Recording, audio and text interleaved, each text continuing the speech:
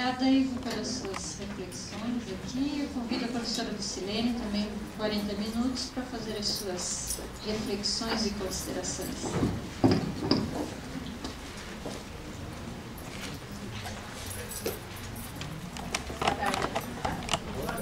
Boa tarde. Com microfone, sem microfone? Com microfone. Então, boa tarde a todas, a todos. Assim como o professor Ivo, eu peço licença, peço a bênção aqui aos mais velhos, né? E aí eu cito a Yagunã, uma sacerdotisa, uma estudante dessa casa, estudante do mestrado, uma pessoa por quem todas e todos temos muito respeito. E antes de falar de gênero e relações étnico-raciais, que já não falar de gênero é complicado. Falar de relações étnico-raciais no Brasil é complicado. Falar de gênero e relações étnico-raciais, Mas antes de entrar nesse assunto, eu gostaria de falar a respeito do 13 de maio. Eu fiquei meio preocupada quando eu recebi o convite, porque eu não entendi. A gente está celebrando o 13 de maio, mas aí eu percebi que o tom é problematizando. Nós estamos problematizando o 13 de maio. Até porque, na década de 80, o movimento negro se mobiliza, justamente para fundar uma data, que é uma data de celebração, mas é uma data de luta também, que é o 20 de novembro. Que o peso histórico dessas duas datas é absolutamente diferente. Nos livros de história, ainda atualmente, mesmo com a lei, mesmo com formação continuada, mesmo com intervenção nos materiais didáticos, a gente tem a ideia de que o 13 de maio aconteceu por bondade de uma princesa muito boazinha que assinou a lei. Só que, na verdade, quando a gente começa a pesquisar, quando a Lei Áurea foi assinada naquele 13 de maio de 1888, a lei serviu para libertar somente 5% da população de escravizados. E o que aconteceu com os outros 95% da população? Já tinha conquistado a liberdade, já tinha construído essa liberdade, das mais diversas maneiras, seja pela organização nas irmandades, que se organizavam para a compra das cartas de alforria, seja pela fuga e constituição dos quilombos, que eram espaços de liberdade e espaços de humanização, seja pela compra individual da carta de alforria, ou mesmo assim, no limite da situação, pelo banzo. Uma espécie de tristeza tão profunda, pensem em depressão. Multipliquem. Mas uma tristeza tão profunda que levava ao definhamento e muitas vezes até ao próprio suicídio. Então, para perceber que o 13 de maio na verdade, eu estava pensando nisso enquanto o professor Ivo estava falando, é uma cooptação. Pensem, qual é o impacto para o processo de constituição da nossa identidade enquanto povo, da nossa identidade enquanto nação e da nossa identidade enquanto população negra. Qual é o peso de ter uma liberdade concedida e de ter uma liberdade conquistada? Tem diferença? Então, nessa perspectiva, o 13 de maio foi uma cooptação de todo esse movimento que se organizou em torno da luta pela liberdade, que não foi o movimento abolicionista, mas foi um conjunto de movimentos e a conjuntura realmente. Pensando nas relações propostas aqui para a nossa fala, eu quero convidar a todas e todos para um exercício. Na verdade, eu e o professor Ivo combinamos, a gente estudou durante meses para fazer essa fala, ele faria essa introdução maravilhosa, e aí eu seguiria utilizando as bases ali que ele plantou. Então eu quero convidar vocês para analisar as relações étnico-raciais. Mas aí eu pergunto o seguinte, olhando para o Brasil hoje, como ele está, é tranquilo, é fácil falar de relações étnico-raciais? A gente fala com certeza? Bem, relações étnico-raciais são. O que lembra relações étnico-raciais? Quando a gente fala, quando a gente usa a expressão, o que vem à cabeça? Que tipo de imagem? Que tipo de palavra? A gente pode falar, viu? Sou professora da rede estadual, Vamos trabalhar com conhecimento coletivo, a construção desse conhecimento coletivo, então vamos dialogar. Quando a gente usa a expressão relações étnico-raciais, que tipo de imagem, que tipo de palavra vem à cabeça? Oi? E um grande silêncio se fez. Falar a respeito de relações étnico-raciais, olhando a sociedade como ela está, é um desafio muito complexo. Então, antes de falar das relações étnico-raciais considerando a totalidade, eu convido vocês para a gente fazer uma análise, partindo das menores partes, tentando articular com o conceito de gênero e ainda com o conceito de classe. Então, por gentileza. Pensando nessa perspectiva da construção das menores partes, vamos analisar uma estrutura social, que não é uma estrutura qualquer. E eu não escolhi essas categorias porque eu simpatizei com elas, né? Essas categorias vêm sendo analisadas e articuladas por diferentes autores, pesquisadores e pesquisadoras. O conjunto dessas análises diz que nós vivemos uma sociedade capitalista. Mas não é preciso muita pesquisa para saber que a gente vive numa sociedade capitalista. Vivemos uma sociedade capitalista. E uma característica muito forte dessa sociedade é a divisão em classes sociais. Na história, uma das primeiras coisas que a gente aprende é que existem várias respostas para uma mesma pergunta. Depende de quem pergunta, depende de quem responde. Então, se eu quiser saber, por exemplo, a respeito de reforma agrária, você é contra ou a favor? Depende de quem responde. Eu vou perguntar para alguém do MST, você é contra ou a favor da reforma agrária? O que a pessoa responde? A favor, é óbvio, né? Tem a ver com a constituição dela enquanto sujeito, das lutas sociais das quais ela faz parte, do chão onde ela pisa. Agora, se eu fizer a mesma pergunta para um latifundiário, chega numa reunião da UDR, bem linda, encantadora, maravilhosa, gente, vocês são a favor da reforma agrária? Qual é a resposta? Contra. Tem a ver com o chão onde a pessoa pisa, as coisas que ela acredita e os interesses daquele grupo. Então, pensando nisso, a gente poderia muito bem classificar outros elementos como sendo importantes aqui para o capitalismo. Mas vamos trabalhar com esse conceito de classe. Quer dizer que a sociedade capitalista ela está dividida em dois grandes grupos, tradicionalmente burguesia e proletariado. Existem outros nomes possíveis? Sim. Os opressores, os oprimidos, os dominadores, os dominados, os de cima, os de baixo, os ricos e os pobres. Mas aqui, os patrões e os trabalhadores.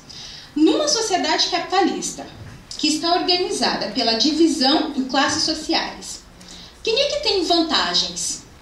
O patrão ou o trabalhador? O patrão. A sociedade toda está organizada para que a franja de vantagens fique de um lado e de desvantagens fique de outro. Mas essa sociedade ela não está organizada somente numa estrutura capitalista. Ela é também uma sociedade machista. Vivemos uma sociedade machista? Sim. Vivemos uma sociedade machista. E aqui eu elenquei o gênero como elemento-chave para a gente entender esse machismo. Gênero não considerando o sexo biológico, mas considerando a construção social dos papéis de homens e mulheres.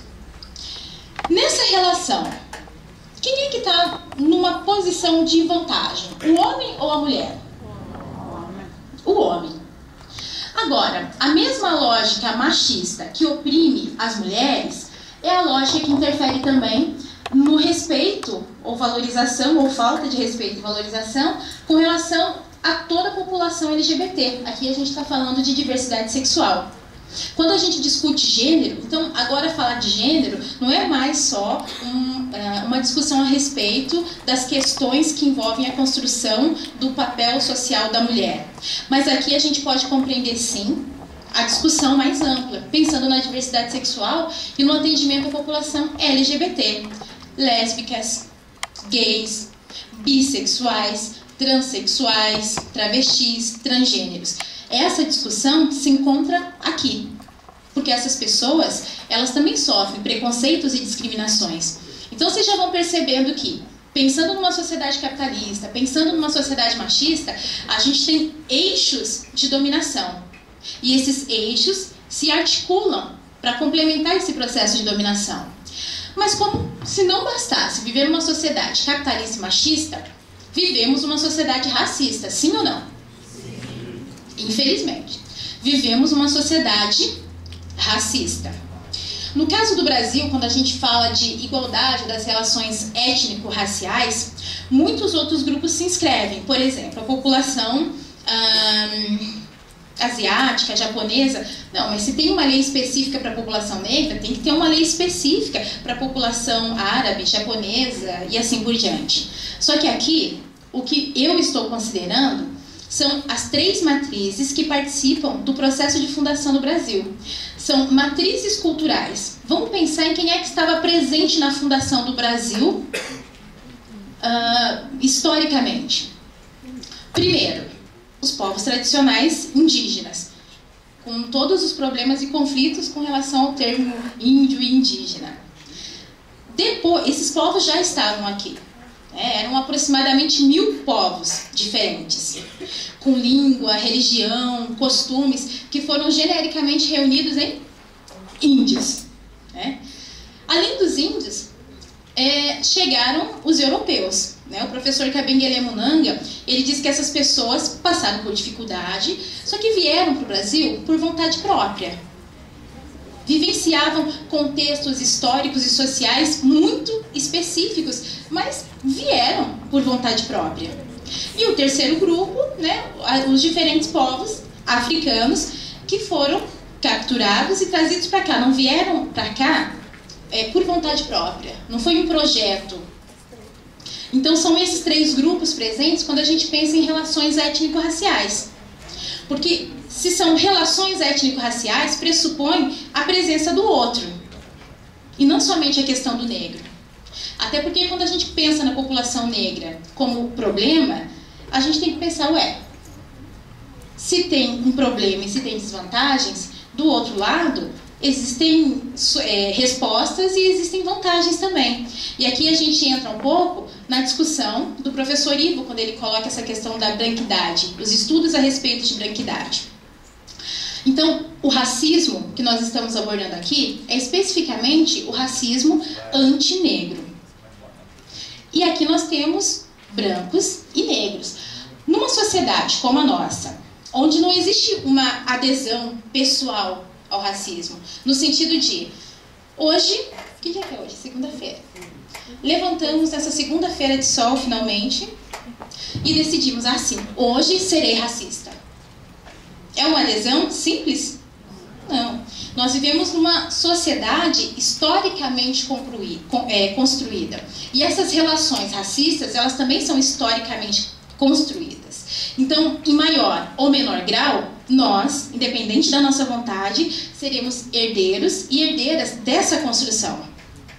Então, percebam aqui o racismo como uma manifestação da nossa construção histórica e social. É independente da nossa vontade, mas é uma realidade.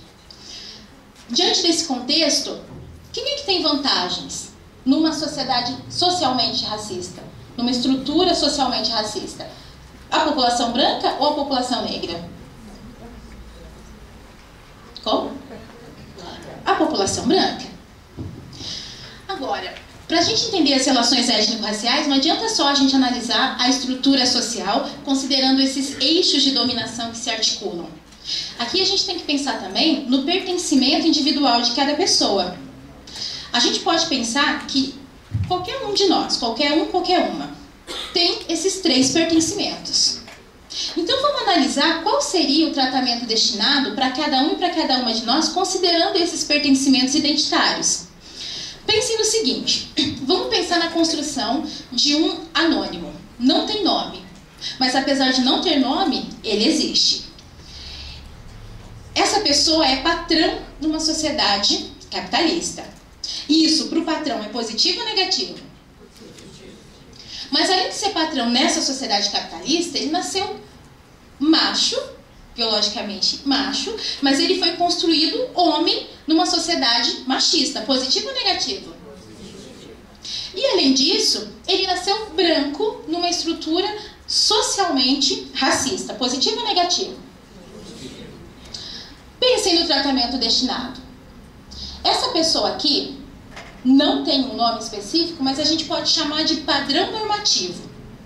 Por quê? Porque dentro dessa estrutura social, ele não vai sofrer nenhum tipo de preconceito. É ele que aponta o dedo para as nossas diferenças, transformando essas diferenças em desigualdades. E ele é heterossexual. Já ia problematizar isso, né?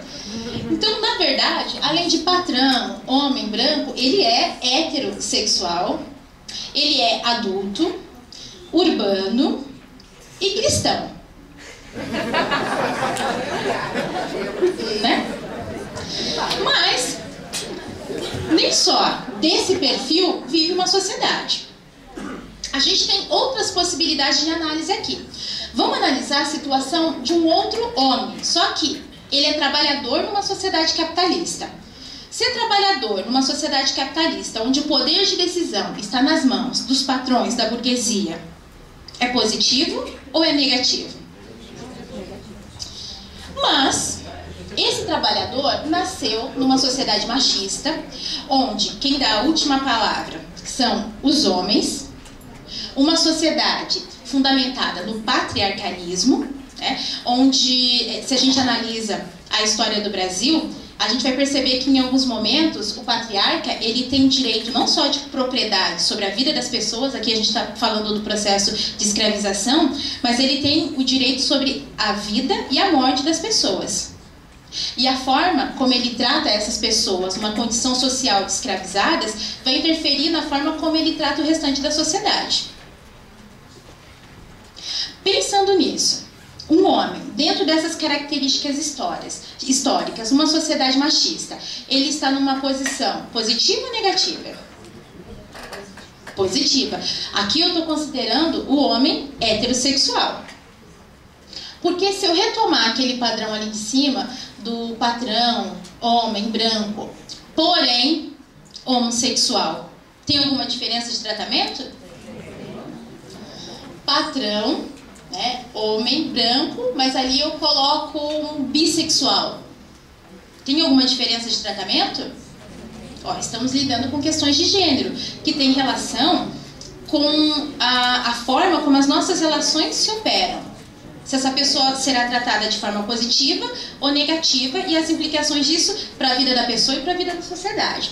Voltamos aqui para esse trabalhador numa sociedade capitalista, homem numa sociedade machista e branco numa sociedade racista. Percebam que aqui nós temos dois pertencimentos positivos. Ele é homem numa sociedade machista, branco numa sociedade racista, porém ele é trabalhador. Existe algum tipo de preconceito que essa pessoa possa sofrer? Que tipo de preconceito? Classe. Esse preconceito está no eixo classe. Ele pode sofrer o preconceito social. Analisando a situação de um outro homem, é trabalhador numa sociedade capitalista, negativo. É homem numa sociedade machista, positivo, porém, ele é negro numa sociedade racista, positivo ou negativo? Que tipo de preconceitos essa pessoa pode sofrer? Quais? Racial e social. Percebem onde estão localizados aqui a complexidade da nossa discussão? Aí eu pergunto para vocês o seguinte: só a discussão de classe resolve o problema desse homem? Aqui a gente precisa realizar um desdobramento, construir um desdobramento, né? Que contemple tanto a sua condição de trabalhador numa sociedade de classe, mas de negro numa sociedade racista.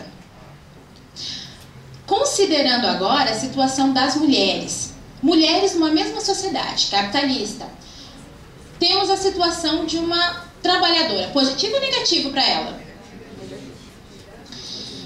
Além de trabalhadora, ela é mulher numa sociedade machista, onde existem diversas vantagens para o outro, e o outro aqui é o homem.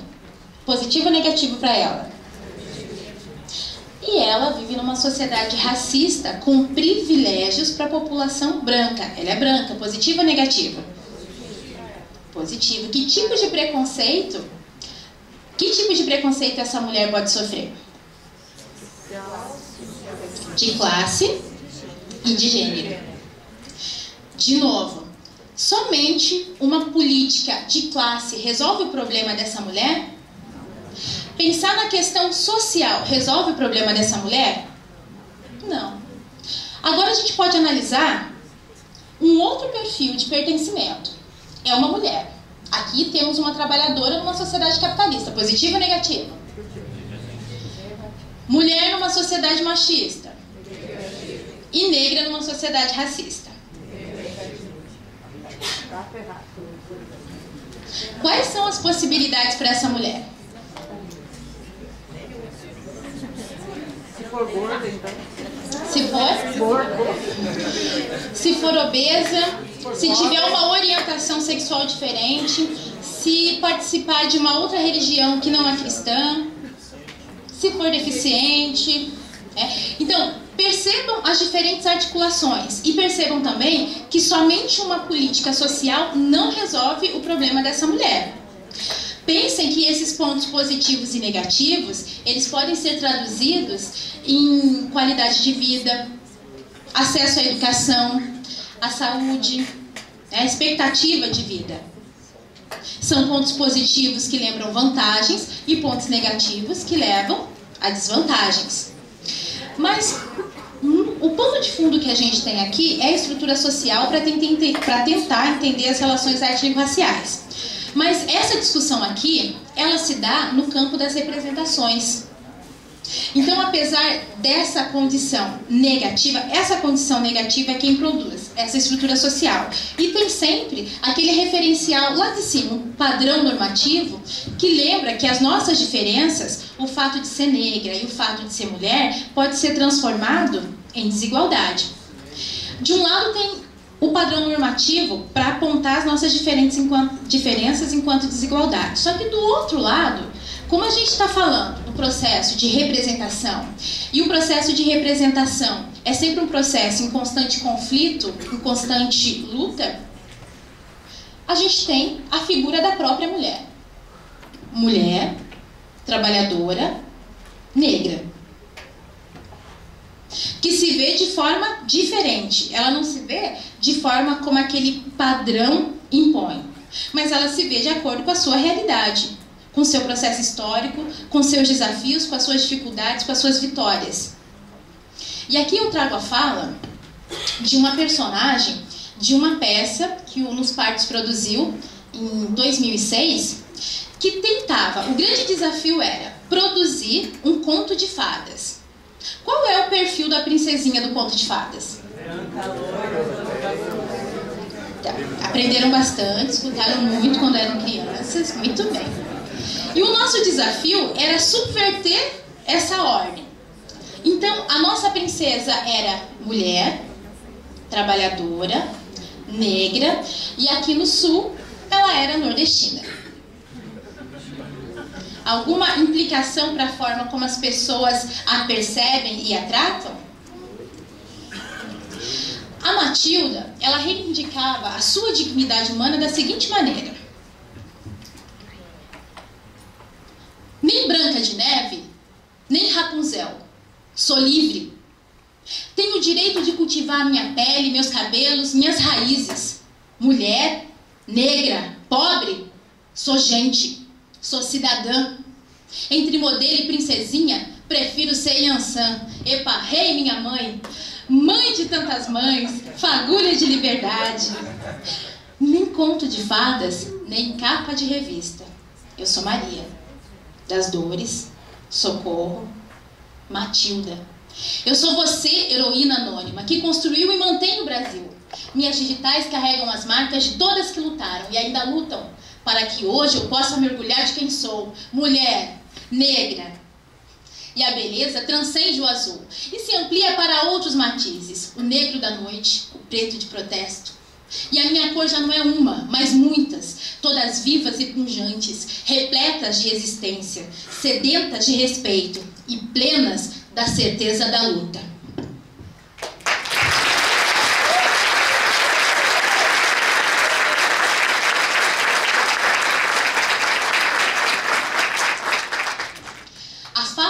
Matilda é a fala, eu vou usar da sujeita, estou me apropriando cada vez mais, né? Para não dizer do sujeito, mas da sujeita.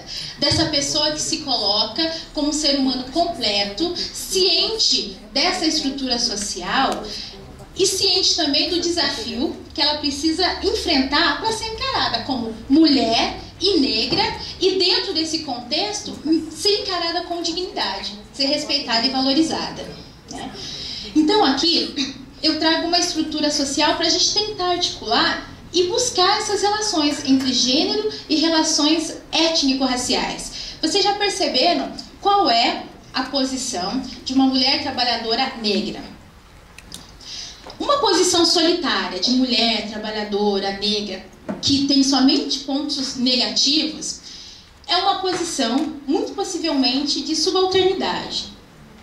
Uma mulher que se olha e se vê com os olhos do padrão normativo.